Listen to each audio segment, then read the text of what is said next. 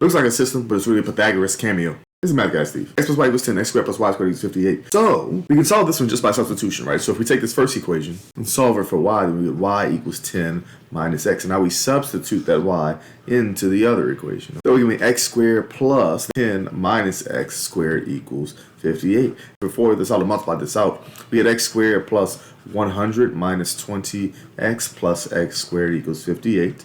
Combining like terms, we get 2x² minus 20x plus 100 equals 58. Now it's quadratic, right? So we're getting 0 on one side, we subtract 58, we get 2x² minus 20x plus 42 equals 0. Dividing everything by 2, this will give us x² minus 10x plus 21 equals 0. And then now we factor the other side, right? So here, double bubble, okay, x and x. And the numbers that multiply give me 21, combine give me negative 10. So negative 7 and negative 3. Got it.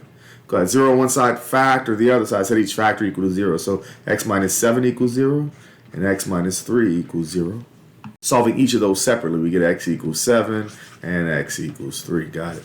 So now we try substituting and plugging those values back into the original equations. Okay, so if I plug in x equals 7, that gives me 7² plus y² equals 58. In other words, 49 plus y² equals 58. Subtracting 49, we get y² equals 9, and then taking the square root, don't forget that plus or minus, then y equals plus or minus 3. So again, that's when x equals 7, right? But then if I plug in 3 for x, then we get, okay, 3² plus y² equals 58, which gives me 9 plus y² equals 58. Subtracting 9, we get y² equals 49. Taking the square root, we have to include plus or minus, so y would equal plus or minus 7. Which of these four gives us a true statement? Let me know in the comments. Always remember, math is everywhere.